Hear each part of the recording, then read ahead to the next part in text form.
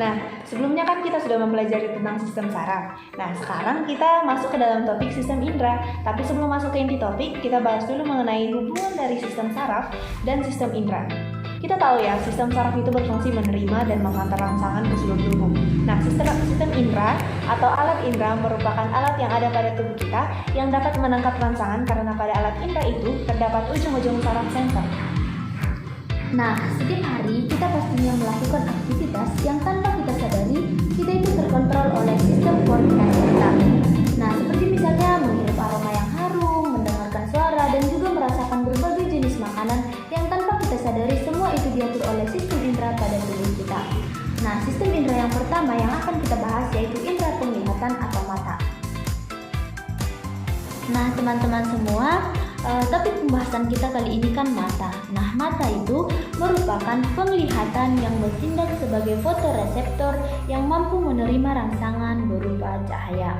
Untuk bagian-bagian mata dapat dilihat pada gambar berikut ini. Yang pertama itu adalah aksesoris mata, meliputi alis, ada orbita atau lekukan tulang yang berisi bola mata, kemudian ada kelopak mata, ada otot mata, dan juga ada air mata yang mengandung garam, mukosa, lizozim untuk membasahi permukaan mata dan mempertahankan kelembapan mata. Yang kedua adalah bola mata lapisan luar, yaitu ada tunikan fibrosa yang merupakan lapisan terluar yang keras. Selain itu ada sklera yang merupakan bagian dari mini mata yang tersusun dari jaringan ikat fibrosa berwarna putih dan memberikan bentuk pada bola mata. Kemudian ada kornea yang berfungsi untuk memfokuskan cahaya. Selanjutnya yang ketiga yaitu lapisan tengah bola mata. Nah, untuk lapisan tengah bola mata ini ada koroid yang mengandung banyak pembuluh darah dan berfungsi memberikan nutrisi pada retina. Nah, kemudian itu ada badan siliaris yang mengandung pembuluh darah dan juga berfungsi dalam akomodasi penglihatan atau mengubah fokus objek. Kemudian ada iris, yaitu bagian yang berwarna pada mata yang terdiri atas jaringan ikat dan juga otot untuk mengendalikan diameter pupil. Nah, di tengah iris itu ada lubang yang disebut pupil yang berfungsi mengatur intensitas cahaya yang masuk ke dalam mata. Selanjutnya ada lensa yang merupakan struktur bikonveks atau cembung pada kedua sisi yang terletak di belakang pupil dan bersifat elastis. Nah, lensa ini berfungsi untuk mengumpulkan cahaya dan memfokuskan cahaya agar bayangan suatu benda itu dapat jatuh di tempat yang tepat. Kemudian ada rongga mata untuk bagian arterior itu berisi aqueous humor atau cairan bening yang mengandung nutrisi untuk lensa dan kornea. Sedangkan bagian posterior itu berisi vitreous humor atau gel transparan untuk mempertahankan bentuk bola mata dan fungsi retina terhadap kornea. Kemudian ada retina atau selaput jala yang merupakan lapisan terdalam mata, tipis dan juga transparan. Adapun bagian-bagian dari retina yaitu ada bagian luar yang terpigmentasi dan menyimpan vitamin A.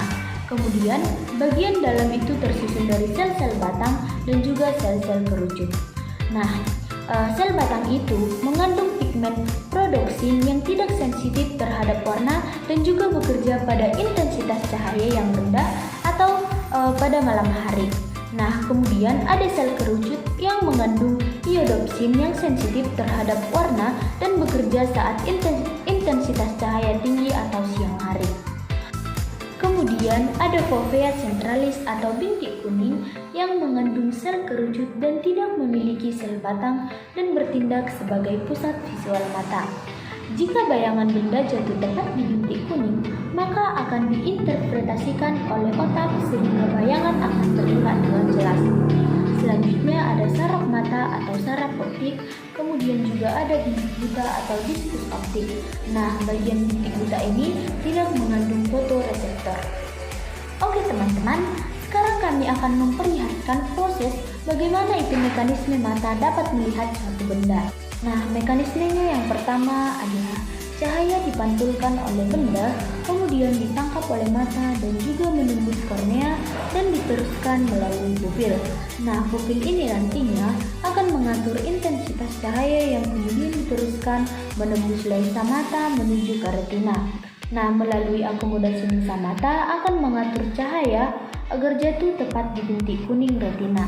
Kemudian pada bintik kuning impuls cahaya disampaikan oleh saraf optik menuju ke otak. Nah, cahaya yang disampaikan ke otak akan diinterpretasikan sehingga kita bisa melihat apa yang kita lihat. Mengapa pada saat kita di ruangan yang terang dalam waktu yang lama kemudian berpindah ke ruangan yang gelap, maka mata kita akan melakukan penyesuaian dan kurang maksimal dalam penglihatannya? Nah, hal ini dikarenakan karena adanya proses adaptasi gelap dan terang. Dalam cahaya terang, semua pigmen rodopsin itu akan terurai dengan cepat dan hanya tersisa sedikit. Oleh karena itu, jika berpindah dari tempat yang intensitas cahayanya tinggi ke tempat yang intensitas cahayanya rendah, diperlukan waktu adaptasi beberapa saat untuk mensintesis dan mengumpulkan cadangan rodopsin agar mata kita dapat melihat kembali dengan jelas pada intensitas cahaya yang rendah. Nah, sintesis rodopsin dan iodopsin itu juga memerlukan vitamin A. Adapun adaptasi gelap dan terang itu juga melibatkan refleks pupil. Pupil akan menyempit jika kondisi ruangannya terang dan juga akan melebar jika kondisi ruangannya gelap. Oke teman-teman, pernahkah kalian melihat seseorang ketika membaca harus mendekatkan buku yang dibaca pada jarak dekat?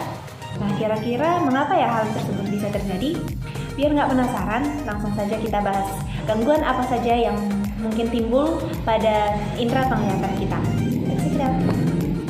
Yang pertama adalah hipermetropi atau rabun dekat. Terjadi apabila seseorang tidak dapat melihat benda-benda yang berada pada jarak dekat sekitar 25 cm. Otot penyangga tidak normal sehingga lensa mata terlalu pipih. Maka mata terlalu lemah berakomodasi mengakibatkan bayangan benda terbentuk di belakang retina. Penderita rabun dekat dapat ditolong menggunakan kacamata dengan lensa cembung atau lensa positif yang memiliki sifat konvergen atau mengumpulkan sinar. Oke, selanjutnya adalah rabun jauh atau miopi. Ini terjadi apabila seorang tidak dapat melihat benda-benda berada pada jarak jauh atau tak terhingga secara jelas. Lensa mata terbiasa tebal mengakibatkan bayangan benda terbentuk di depan retina. Penderita rabun jauh seperti saya dapat ditolong menggunakan lensa cekung atau lensa negatif yang memiliki sifat divergen atau menyebarkan sinar. Oke teman-teman, gangguan yang ketiga adalah presbyopia atau mata tua. Terjadi karena penurunan daya akomodasi pada lensa. Nah, presbyopia ini pada umumnya terjadi pada orang-orang lansia atau usia lanjut. Daya akomodasi mata adalah kemampuan lensa untuk mencembung dan memipih. Otot mata lensa mata tidak dapat berkontraksi maksimal. Ini dikarenakan hilangnya elastisitas lensa mata. Nah, berikut adalah kacamata untuk membantu atau menolong para pengidap presbiopi, di mana pada kacamata ini kita lihat bagian bawahnya adalah lensa positif untuk rabun dekat dan di atasnya lensa negatif untuk rabun jauhnya. Gangguan yang keempat adalah astigmatisme. Ini tidak dapat membedakan jari-jari atau garis-garis mendatar atau horizontal dan garis tegak atau vertikal secara bersamaan. Jadi ini diakibatkan karena kornea tidak memiliki jari-jari kelengkungan yang tetap. Gangguan yang selanjutnya atau yang terakhir adalah buta warna. Ini diakibatkan karena sel-sel kerucut tidak mampu menangkap suatu spektrum warna tertentu akibat adanya bawaan sifat keturunan atau warisan. Buta warna dapat dibantu dengan kacamata color correction system. Nah, ini adalah jenis-jenis buta warna. Yang terpampang pada layar adalah jenis-jenis buta warna yang partial atau sebagian. Semisalnya penglihatan yang tidak bisa melihat warna hijau atau merah.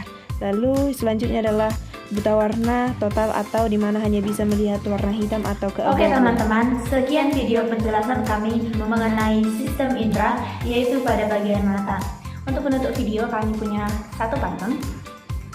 Pak Robi pulang ke rumah Pak Robi besar dan elegan. Ucapan kami mungkin ada yang salah, kami mohon untuk dimaafkan.